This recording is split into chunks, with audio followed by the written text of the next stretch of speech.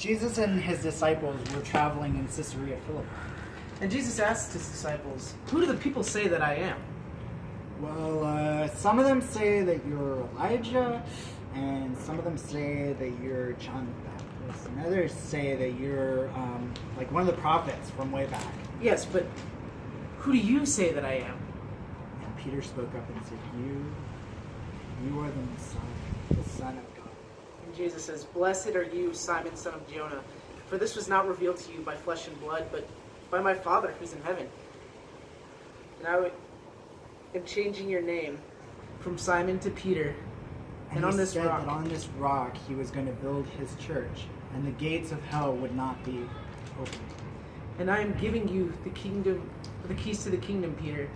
And whatever you bind here on earth will be bound in heaven, and whatever you loose on earth will be loosed in heaven."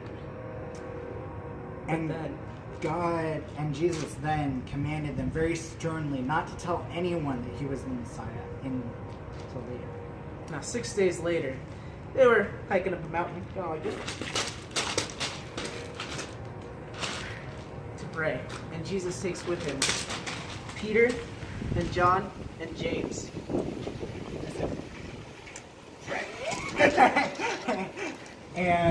But as he was up there to pray, he started praying, and his disciples They fell asleep.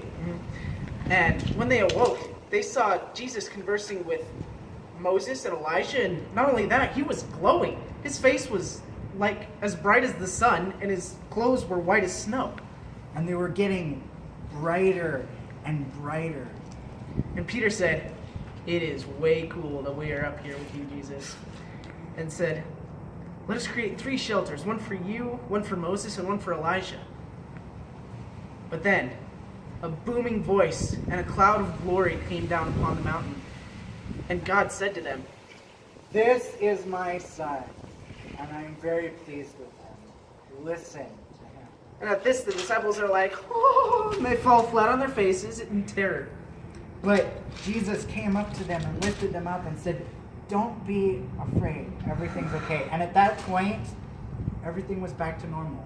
And Jesus was the only one there, but the others were no longer there. So as they're going back down the mountain, Jesus tells them, "You must not tell anyone what you have seen, not until the Son of Man is raised from the dead."